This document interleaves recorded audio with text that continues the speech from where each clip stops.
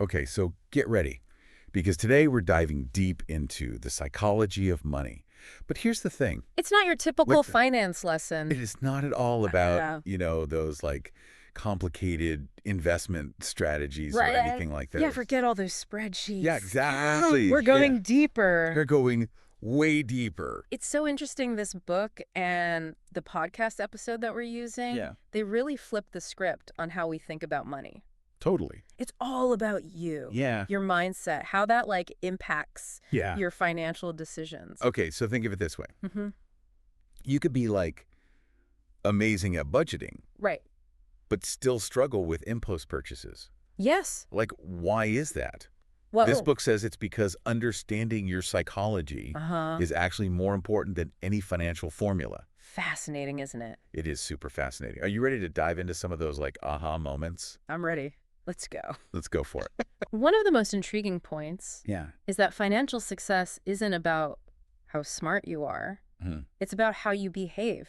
So true. So are you thinking about money the right way? Good question. This book is going to really dig into that. It really does. We're going to unpack some of the most fascinating concepts. Yeah, we'll hit those highlights from the podcast episode, but Mhm. definitely encourage everyone to check out the full book Yeah. if it sparks your interest. I mean, we're only going to scratch the surface. Yeah, just give you a It's taste. just a little taste. One of the core ideas that we'll talk about today Yeah. is this difference between being rich and Yeah. being wealthy. Okay. They sound similar, Yeah. but they're actually worlds apart. That is where that concept of wealth is what you don't see comes in. Right.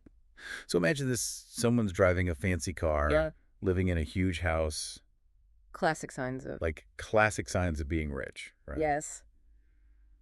But what if they're drowning in debt? Yeah, behind that facade. Behind that facade, are they truly wealthy? Not necessarily. Not necessarily. True wealth Yeah. is more about financial security and freedom. Yeah. You know, the kind that gives you options and peace of mind. Options. Yeah, think of someone who's living modestly, Mm-hmm. but they have a healthy investment portfolio. Yeah. It's quietly growing in the background. Yeah. They might not look as rich, Right. but they possess a different kind of wealth. It's like, don't judge a book by its cover. Exactly. But this idea of wealth is what you don't see is about more than just appearances. It is. It's about, asking yourself, Right. what would it mean for you Yeah. to have that kind of wealth? The Mhm. kind that frees you from those constant money worries. That's a powerful question. And the book dives into some strategies that can help you get there. I like it. One of the key concepts is this idea of compounding. Compounding. It's basically earning interest Okay. on your interest. Earning interest on your interest. It sounds simple, Okay. but it's incredible over time. So tell me more. All right, so they use this example of Warren Buffett. Okay. Yeah. Most of his massive wealth was Mhm. actually built after he turned 50. I did not know that. Oh, wow. Wow. Talk about a long game. Yeah. Right? But his story Yeah. perfectly illustrates why patience and long-term thinking Mhm. are so crucial. It's not about chasing those get-rich-quick schemes. No. Yeah. It's about steady, consistent growth over time. Okay. And here's the encouraging part. Tell me. You don't have to start with a fortune Okay. for compounding to work its magic. So even small amounts Yeah. vested consistently can grow significantly. Right. The earlier you start, Yeah. the more time that snowball has to roll and gather momentum. I love that analogy. You might be thinking, oh, okay, sure, it sounds great in theory. Yeah. But what about all the things The things that get in the way. that can get in the way? Exactly, like unexpected expenses or Right. market fluctuations, Right. all that stuff. Well, the book also addresses Oh, the role wait. of luck Luck. and risk in financial success. Mm-hmm. It's something we often overlook. We do, yeah. It's Mhm. tempting to just believe that success is purely Yeah. a result of skill and hard work. We have total control, Yeah. right? But the author argues that luck often plays a bigger role Hmm. than we realize. Then we realize, and on the flip side, failure Yeah. can sometimes involve taking risks. It's true. And that's not always a bad thing. Right. Taking those calculated risks Yeah. can open up opportunities. Huge opportunities. Huge opportunities. He actually used the example of Bill Gates. Bill Gates, okay. Brilliant guy, driven entrepreneur. Yeah. But he also had access to a computer lab in high school. Back in the 70s. Back in the 70s. Yeah. That was a huge stroke of luck. It was, yeah. That undoubtedly contributed to his success. Absolutely. His story highlights how success is. Yeah. This blend of both skill and luck. It encourages us to acknowledge the role of chance while still putting in the effort. Right. So are you taking enough risks to reach your goals? Or is fear holding you back? That is a really great question to consider. It is. It's like this balancing act. Right. Knowing when to play it safe. Yeah. And when to step outside of your comfort zone. And while we're on the topic of balancing, Yeah. there's another crucial concept the book explores. Okay. This idea of enough. It's so powerful, especially in a world that constantly tells us to want more, more, more. More. Yeah. The book highlights the danger of endlessly chasing wealth and how that insatiable desire can lead to risky behavior and even financial ruin. It's like we've all heard those cautionary tales of people who had it all and lost it because they just couldn't stop. Chasing that next big win. Right. It's a cautionary tale against greed. It is. It really is. So the book suggests defining what enough looks like for you is essential for making sound financial decisions and finding true contentment. Contentment. We don't hear that word. You don't hear that often in the financial world. No, not at all. But it's so important for our overall well-being. Yeah, it really is. It's not about settling. Yeah. It's about aligning your financial goals with your values. Yeah. Reaching a point where you feel secure and fulfilled. Yeah, and it's about having enough to live the life that you want. Yeah. Without being constantly worried. Without the constant worry. About money. About money. And it's different for everyone. It is. There's no magic number. Yeah. No one size fits all. Not at all. And you know what's really interesting? What's that? Is that this book explores this no one's crazy concept. Oh, I love this one. It argues that everyone's financial decisions make sense. Okay. Based on their unique experiences and perspectives. Like someone who lived through the Great Depression. Okay, yeah. Might be extremely cautious. Yeah, makes sense. Right, or someone who grew up with financial struggles. Yeah. Might be more inclined. To take risks. To take risk because their past is shaping. Yeah, their past experiences shape. How they view money. How they approach money today. Think about it. Yeah. Someone who's experienced like a major market crash, they might just avoid stocks altogether. Yeah. But someone who's only seen the market go up might be overly confident. Yeah, we all have these internal narratives. We do. And past experiences that influence our financial outlook. Yeah, it's a powerful reminder to approach financial conversations with empathy and understanding. Absolutely. Instead of judging someone for their choices, try to understand the why behind them. The why. Yeah. What experiences have shaped your views on money?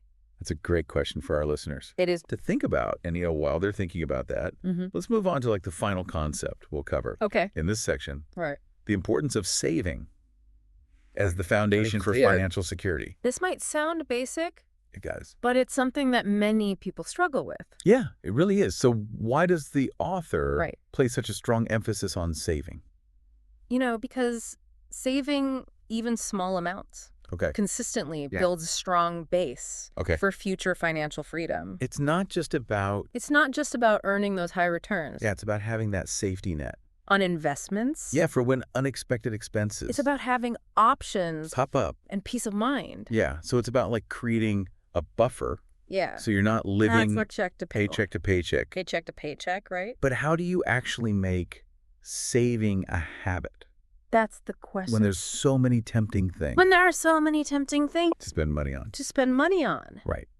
Well, that's where the power of small changes comes in. Small changes. What are some simple ways you can boost your savings rate? Yeah. Even if it's just a little bit. Okay. Maybe pack your lunch a few times a week. Okay. Instead of eating out. Yeah. Cut back on those impulse purchases. Yeah. Maybe set up automatic transfers to your savings account each month. I love those. Those are great tips. It's like they say, little by little, a little becomes a lot. Yes. Even those small amounts saved regularly can add up. They really can. Over time. especially with that compounding working its magic. Especially with that compounding. But before we get too far ahead of ourselves, right, let's recap what we've discussed. Okay, sounds good. So we've explored this idea that financial success is more about behavior than IQ. Right. The difference between Huge one. being rich and wealthy, Yeah. the power of compounding. Power of compounding. We also touched on those often overlooked roles Often overlooked. of luck and risk in our financial journeys. Absolutely. And the importance of defining what enough looks like for you. Yeah. Which is different for everybody. It is. But then the next part of our deep dive, okay, we're going to delve even deeper I love it. into the psychology of money. Yes. And exploring those concepts like money personalities. Ooh, interesting. The emotional side of financial decisions.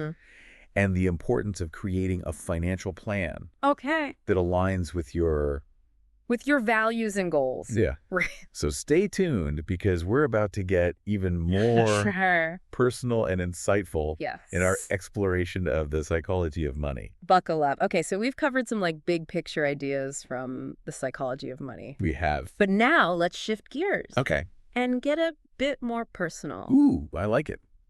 All right, how can we apply these concepts to our own lives? Yeah, that's what I'm curious about. Like, how does all of this relate to your financial life and the choices you make every day? Well, one thing that really resonated with me from both the book and the podcast was this concept of money personalities. Okay, money personalities, tell me more.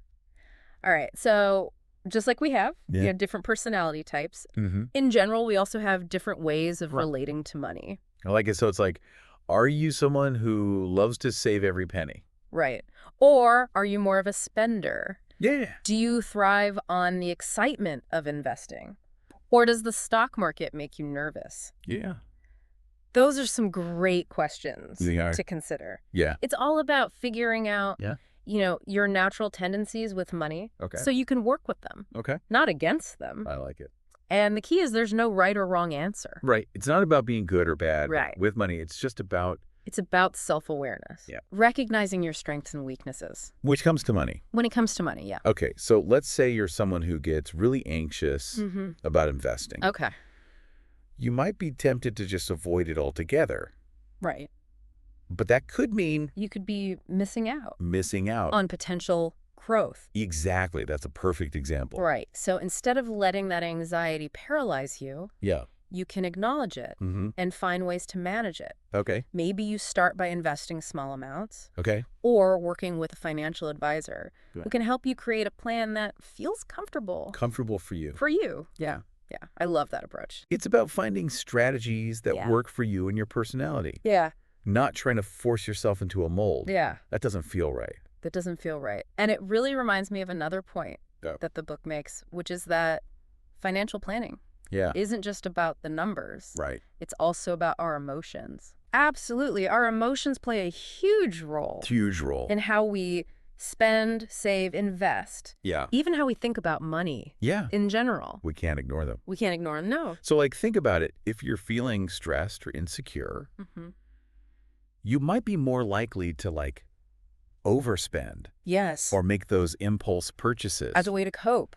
As a way to cope, yeah. Or on the flip side, if you're feeling really confident and optimistic, you might be more willing to make some risks. Take some financial risks, Yeah, so our emotions can influence our financial decisions. In both. Positive and negative ways. Positive and negative ways. Okay, so how can we better navigate these emotions and ensure that they're not leading us astray financially? Well, self-awareness is crucial. Self-awareness, okay. The more you understand your own emotional triggers and patterns, the better equipped you'll be. To make those rational decisions, even when you're feeling. Even when you're feeling. The strong emotions. Yeah, so it's like having an emotional compass. I love that. To guide you. And I love that analogy, an emotional compass. Those tricky financial situations. I like it. But even with that compass, we all make of course. Financial mistakes. We all do. Sometimes, right? No one's perfect. No one is perfect. The key is to be kind to yourself. Yeah. Learn from those mistakes. Yeah. And keep moving forward. Keep moving forward. It's all part of the learning process. It's all part of the process. And speaking of journeys, the book also talks about the importance of having a financial plan. Yes. But not just any plan. Not just any plan. It needs to be tailored to your individual goals and circumstances. So there's no like one-size-fits-all. There is no one-size-fits-all. Approach to financial planning. What works for your neighbor might not be right for you. Right, so it's not about following some generic formula. Exactly. Yeah, it's about getting clear on like what you want to achieve. Yeah, what do you want? With your money. With your money, yeah. And then creating a plan. And creating a plan. That will help you get there. That'll help you get there. And that plan might even change. It will. Over time as your life. As your life changes, yeah. Changes. The key is to be flexible. Flexible. And adaptable. Adjusting your course as needed. Yeah, instead of getting bogged down. Right. In the details of a complicated spreadsheet. Yeah, forget the spreadsheets. It's more about having a general sense of like direction. A general sense of where you're going. Yeah. Yeah. And then being willing to make adjustments. To make adjustments along the way. Along the way, yeah. So think of it as like having a financial roadmap. I love that. But being open to taking detours. Detours, yeah. If you need to. If necessary, exactly. Exactly. And that roadmap should include not just your financial goals, but also your values. Your values, and priorities. Yeah. What do you want your money to do for you? What do you want it to do for you? Do you want to travel the world? Start a business? Retire early? Yeah. Support your family? Support your family. Your financial plan should reflect... It should. The things that matter most to you. It's about making your money work for you. That's it. Not the other way around. Not the other way around. And that brings us to one of the most empowering messages from the psychology of money. Tell me. You have more control over your financial future than you might think. I love that message. It's so easy to feel like we're at the mercy of outside forces. Right, like the economy. The economy, the stock market. The stock market, our jobs. Oh, jobs. Right. But this book reminds us that we have the power. We do. To make choices. We have the power. That can positively impact our financial well-being. It all starts with like understanding our own psychology. Understanding your psychology. Setting those clear goals. Getting clear goals. Yep. And creating a plan that aligns... Well, aligns with your values, With our values, and then taking action. Even if it's just... Even if they're small steps. Small steps at first. Remember that snowball analogy? The snowball analogy? I love that. Even small, consistent actions Yeah. can create a significant impact. Over time. Over time. It's like they say, the journey of 1,000 miles begins with a single step. That's it. So what's one small step? What's one small step you can take today to move closer to your financial goals? To your financial goals? That's a great question. It is a great question for our listeners. For our listeners to ponder. To ponder, yeah. And while they're thinking about that, we're going to move on to the final part. Okay, the final part of our deep dive. We're going to explore how this understanding of our money psychology can lead to a more fulfilling life overall. Because it's not just about having more money. It's about what that money allows us to do. It's about what it allows you to do, the freedom it can create. All right, so welcome back to our deep dive into the psychology of money. We've unpacked a lot. We have, but... Well, we've saved some of the most thought-provoking ideas for this final part. Yes, and we've talked about, how understanding your money psychology can lead to, like, better financial decisions. Better decisions, yeah. But now let's explore how it can create a more fulfilling life. That's what it's all about. Overall, it's not just about having more money. More money. It's about what that money allows you to do. It's about the freedom and the security and the choices it can bring. It's about having options. Options, yeah. And living life on your own terms. Living life on your own terms, exactly. And one of the pathways to that kind of freedom that the book highlights is financial independence. Financial independence, and when people hear financial independence, they often just picture like early retirement. Yeah. Or never having to work again. Never having to work again. But it's a much broader concept. Much broader. Than that. Yeah. So it's not necessarily about quitting your job altogether. Okay. It's more about having the financial resources to make choices that align with your values and priorities. So having the flexibility to like... Exactly. Take a career break or start your own business. Start your own business, travel the world. Work less, and spend more time with loved ones. Yeah, it's about having the freedom to choose. The freedom to choose. How you spend your time and your energy. Without being solely driven by financial constraints. Okay, and that's where things get... That's where it gets exciting. Exciting because it forces you to ask. It forces you to ask yourself, what would I do if money were no object?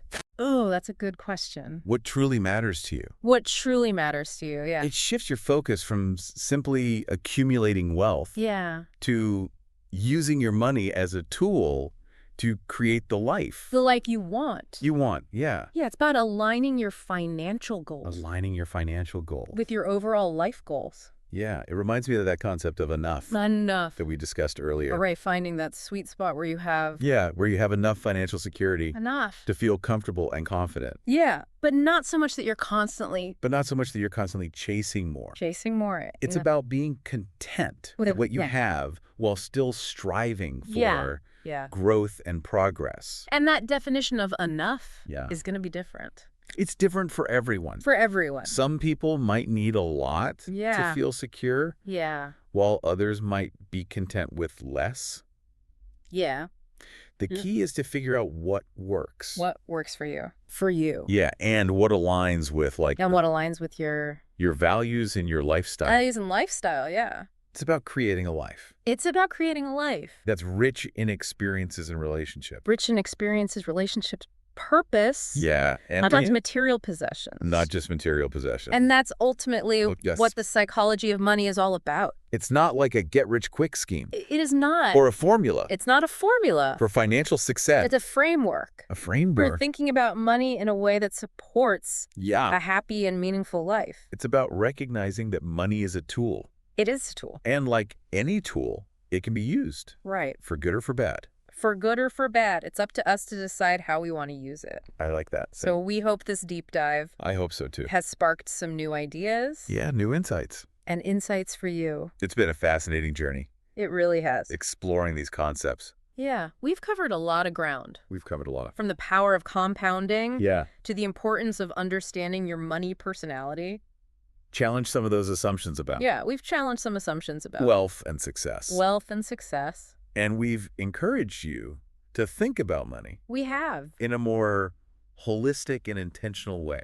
So as we wrap up, we want to leave you with one final question to ponder. I love it.